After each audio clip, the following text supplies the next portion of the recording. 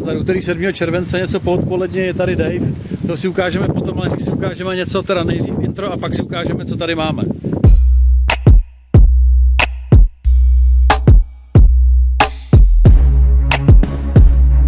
Tak tady segra, tady strom a tady hnízdo, který jsme tady našli na zemi. My jsme se šli tady pojat na popelnice, protože tiskneme ju a hele. A tady jsme tady našli, hele, co jsme tady našli, hele.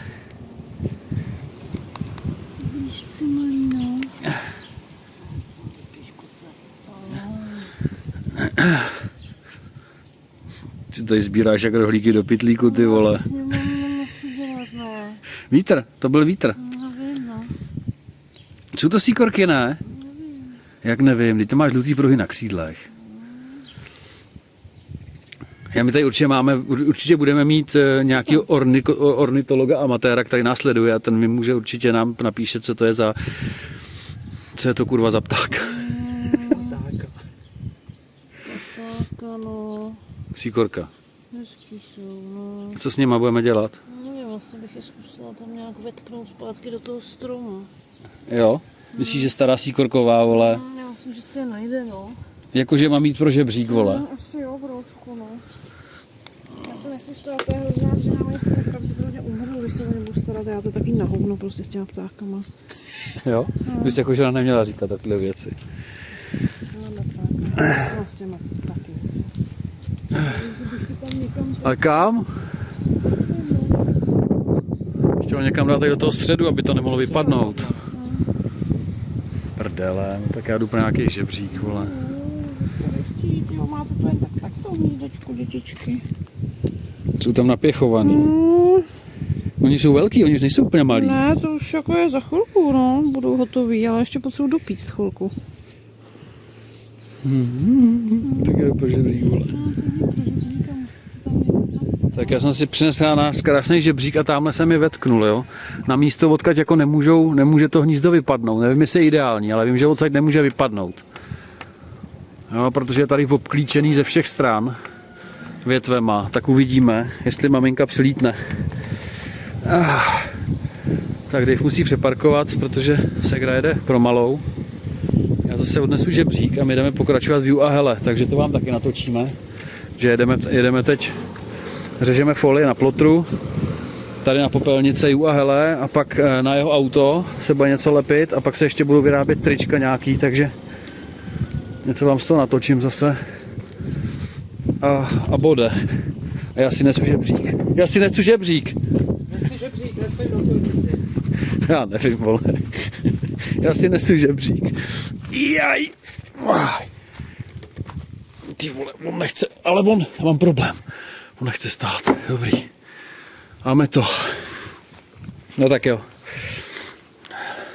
No takže v každém případě nás navštívil tady falešný Ital se svým francouzským vozem, který už mu zase jezdí, už tam má sice asi třetí převodovku. Třetí převodovku? Jo. Třetí převodovku tam má, ale zatím to jezdí. Nesmíš to tak tavit, no. Zatím to teče, je to dobrý. Jenom. Stačí to dolejvat. To je dobrý. Takovou převodovku jsem si vždycky... Tady zamykáš auto, aby ti ho tady nikdo neukradl na té vesnici? Jo. Jo, dobře. A má samozřejmě svoji oblíbenou kabelku, bez toho on se nehne. Přesně, teď tu má krásně opálenou. Ty kokot. Ano, my jdeme řezat, hele, děti moje, já vám to tady hned ukážu. A kam ty se chystáš? Tady pojď něco vyrábět. Já jsem koukal, jestli tam je flek, nebo jo, takhle. Jo, takže my už jsme tady vytvořili stůl z banánových krabic, který jsou většinou plný, protože má čumík na přebrání. Tady máme žehlítko a plotrujeme si tady, ukaž nám to, Ju. Já nevím, kam to dal. Já ho neměl ještě ani v ruce, ty vole. Ty jsi ho měl v ruce, takže vole. asi tohle je Ju? Ne, to není, vole, Ju. To je prázdný. A tady je Ju, ne? No. No tak jsi blbej, no. Já ne. Ju. Máme Ju, jo. Akorát jsme zjistili, že máme moc velký Ju a když takhle velký Ju děláme hele, tak to půjde kolem celé popelnice dokola a my máme jenom 38 cm. Tak bude jedno větší, jedno menší, no. To by šlo ale. No. Takže hele, Ju máme, teď ještě potřebujeme hele. Tak už máme nový popelnice. Hele, sundali jsme ty starý 14, ty už byly totálně zničený, to byly čínský nálepky. Ty jsem musel odstranit nožem nebo planžetou spíš, protože už se to hrozně drolilo. No a teď máme prostě konečně ju. Ale je to obráceně, já chápu, že to je hele a ju, ale já to tamhle ke zdi postavím správně, jo? Aby to byl ju a hele a ne hele a ju. Takže jinak dobré, ne? Co? Ju a hele. Hele, barvy jsme trefili dobře, jo? Ju je zelený, hele je hnědý, takže za nás dobrý. Tady jsme mezi tím vyrobili pár triček. Konečně správné velikosti. Pro některé jedince, pro některé spřízněné, jo? Takže to je, kolik je to 3XL? 3XL.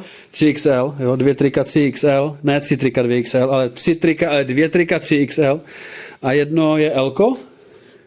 Jo, to je pro tebe. Jo, takhle jedno pro mě Lko, takhle ty hezký barvy, šedivý a no a je to, no a teď ještě, on chce ještě polepit auto, takže ještě jde řezat tady na plotéru, jde ještě řezat nějakou samolepčičku tam na Francouze, hej. Čas už se trošku posunul, tady přijel čumík z práce a my tam máme polepený auto. Tamhle hrdě stojí ju a hele, jo, jak jsou pěkný. A tady my to máme, jo. DJ modelka a takový ty věci, prostě lasery a 3D tisky a tady tady samozřejmě pro odborníky a jinak dobré, ne? Jinak jsme nelepili nic, on se tady snaží už hodinu sundat toho nebohýho psa, protože se pes trošku se UVčkově rozpad a nejde to vůbec dolů ničím. Teda jde třeba horkou zušku, kterou teď nemáme, teda máme, ale nevíme kde. No a tak. Takže no, DJ modelka je zase olepená. A tady jsi už si na tom měl něco nalepenýho na tomhle autě, ne? Jo, to bylo to... A to jsi sundával kvůli tý technický? To je divný, ty vole. Mě řekne, že sundáme tohle. To je dost možný, no. No, ano. No, tak uvidíš, no, jestli v Itálii budou taky potřebovat sundat nálepky na technickou, vole, tak to bude k steku teda.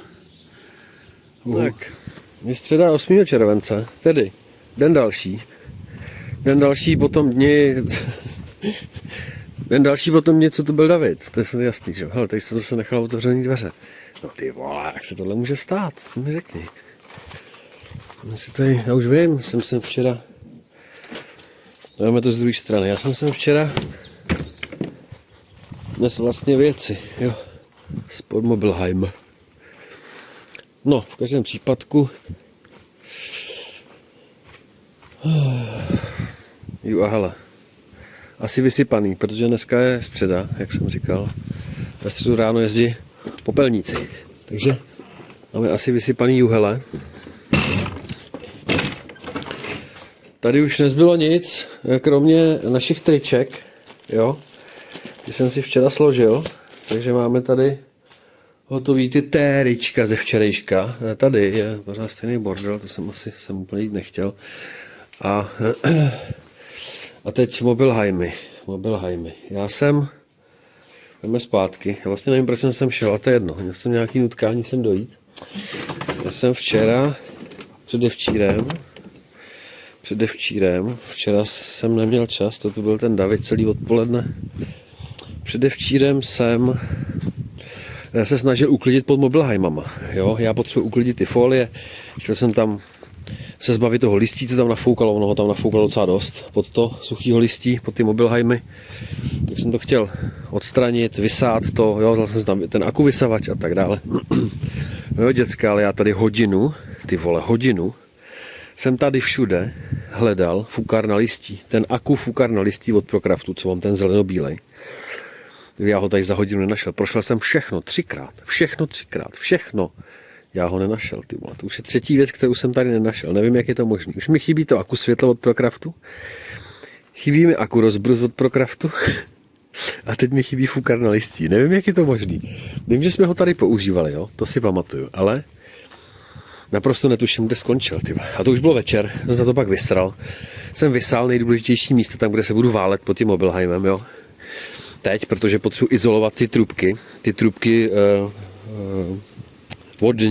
vodní, jo. Trubky vodní, kde nám teče studená a teplá voda. Taky potřebuji izolovat tady těma Tak do tou izolací. A no chtěl jsem prostě si tam uklidit a já našel fukar, já jsem z toho byl tak nasraný. Nevím, jak je to možný, jo. Nicméně mě to pořád čeká. Tak, tady segra. Ne, ty ne. Tady segra, to je její koberec a izolace z toho. Koberec a izolace podlahy z koupelny, protože ona má dohromady koupelnu se záchodem a rozhodla se, že koberec prostě není dobrý nápad, jo. Takže Níčko tam instaluje lino, stejný jako má v pokoji, protože jí zbylo, jo. Tamhle se něco vytučňákovalo, to je jasný. No a já mám taky koupenou roli takového toho divného materiálu, kterou jsem si kupoval právě na to, že s tím budu izolovat ty trubky, jo. A já z té role, ona je asi metrová, já z té role jsem si uříz několik centimetrů, a teď nevím, kde to je, jsem vám to chtěl ukázat, no normálně se to ztratilo, ty vole.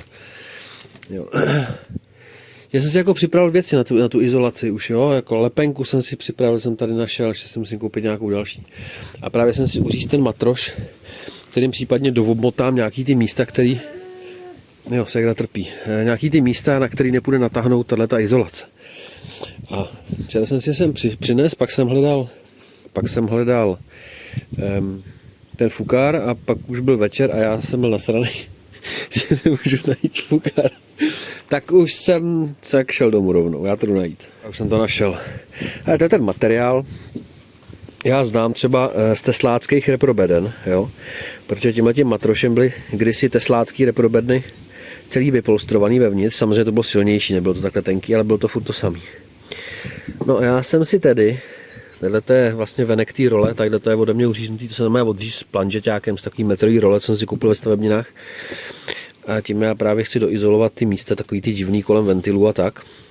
Tady je zároveň ještě lepenka, co jsem našel. Taková plastová lepenka právě na stažení těch izolací na ty trubky. Protože na to, abych je tam taky musím roztrhnout, protože oni některý byli navlíkaný jenom, ale každopádně všechny mají takhle udělaný ten šef, který není dotržený. Některý byli roztržený, ale není dotržený. A já ho budu muset dotrhnout a kdyby se mi to rozevíralo, tak to právě svážu tou izolepou. No. Takže to je celý zázrak, který mě teď čeká. Nicméně já dneska potřebuji udělat segře ten spořák, protože ona furt nemá sporák na místě. Můžeme si to ukázat. Tak tady má přijít sporák, jo, ale tady byl vestavěný plyňák, že jo, trouba, deska. A to tady nebude, takže já to tady musím rozřezat, vyřezat, uřezat, zřezat, upravit, jo. Že tady to prkínko tady nebude, tohle to tady asi nebude, tamto dole tam nebude a tak dále. Tady bude tenhle sporák, jo, se sklokeramickou deskou, který jsme dostali od Peťana, říčkovýho Peťana, jo. Co to je vůbec Electrolux? Jo, je to obyčejný sporák, ale už je to sklokeramika. Takže dobré, tady samozřejmě chybí ovládací prvky, ale ty jsou v pytlíku. Ty jsou tam někde v pytlíku. Aha, nejsou. Tak byly v pytlíku vevnitř. Ty vole, kde jsou? To bude vidět Segra určitě. Tam byl vevnitř pytlík s těma věcma. Nevím, kde se to zase, kam se to ztratilo, ale to tam najdem. Cože? Aha. Co tady? Tak Segra už to vypytlíkovala. Čekujte, jo, už se to tady ladí, aby to bylo hezký, ale to špinavý, samozřejmě je to používaný, jo, takže už se to odmáčí. Tyhle, to ještě nějaký jídlo, hele, ze včerejška, s nivou. No, takže kabel máme, stačí to sem tak jako vetknout. Nejhorší, že samozřejmě musím vyřezat tu desku, což je největší problém, aby to bylo rovný a udělám tady bordel. Jdem se pát za Segrou. Tady se válí Segra a ona už tu má skoro lino, hele. Skoro lino, ale taky tady mám spoustu malých hřebíčků. A co to je tam ty šedivý lišty? Ty máš nějaký šedivý lišty? Mám šedivý. A kde jsi to vzala, vole? Koupila jsem to, ne? Ukaž nám to, takovou šedivou listu si skoupila, jo? Aha, samolepíkovatou, aha, ohybací, aha. No, ale na to, aby to drželo, jak musím sundat ty lišty hnusný, co jsou tady kolem dokola, že jo? No a když je vyškubeš, tak tam stále, že tady vole jízdí vele bambilion malých hřebíčů. To víme, to jako víme, to my jsme to škubali tady ty věci, to je pěkný hnus, no, to musíš vytrhat, no. No to dělá, Je ty no. debilní lišty všude. Z nějaký ty MDFky, nebo z čeho to je, nějaká sračka. Ty, ona má jaký pěkný lišty, čekujte to, jo. A proč to naše diví? Protože jsem prostě nesehnala žádnou jinou velu, která by se k tomu hodila víc. Já mám i nějaký béžový nebo hnědý nebo jaký, ale ty byly úplně hnusný k tomu. Aha, jo, tohle je v pohodě. To vypadá dobře. Ale zase jsem nechtěla, aby to bylo bílý prostě. No tomu rozumím. My taky bílou neradi. Takže, No, takže my máme lino. Teda Segra má lino. no, U nás v Mobilheimu to víte, tam už ho někdo vyměnil v Anglii, jak na hajzlu, tak v koupelně, tam už lina jsou prostě a původně tam byly koberce, protože koberec je první, co oni sem dají a pak tam dávají teprve všechno ostatní, takže koberec je prostě celoplošně v celém Mobilheimu, což samozřejmě nikdo normální nemůže považovat za chytrý, třeba jako v koupelně na hajzlu, že? a přitom jako tady je ten koberec vlastně i jako pod tou zdí. No ano. Ale přitom je jako odřízlej, víš? Jo. Já jsem ho neodřezávala, já jsem ho jenom jako vyndala. No. Byl jenom na těch... To nevím. Každopádně já vím, že koberce jsou normálně pod hajzlama, pod stěnama, pod skříňkama, ty vole, co jsou jako takhle napevno skříňky, tak všude je prostě ten koberec tam daný pod tím, všude. To je koberec, je tady použité jako stavební materiál. Tak jo, jdeme zase jinam. No a tady, tohle je ten materiál, který je celoplošně pod kobercem v celém Mobilheimu, jak v našem, tak v Segriným. Je to v podstatě nějaký spečený molitán. Když se na to kouknete zblízka, tak zjistíte, že každá ta barva je jiný kus molitanu a má i trochu jinou strukturu, hustotu a tak dále. Jo. Někde jsou i jako tvrdší kusy, někde měkčí, je to takový divný, je to prostě odpad v podstatě.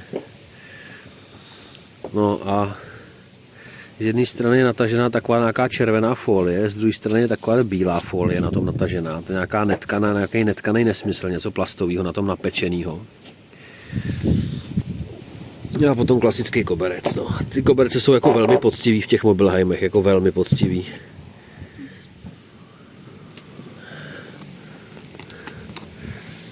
No a půjdu pryč za chvilku, takže z okna vylítne další lišta, nejspíš. Takže je tady nebezpečno. No a my se pro dnešek loučíme. Je to asi krátký, já to chápu, ale nějak nebyl čas. Chuť a tak, hej.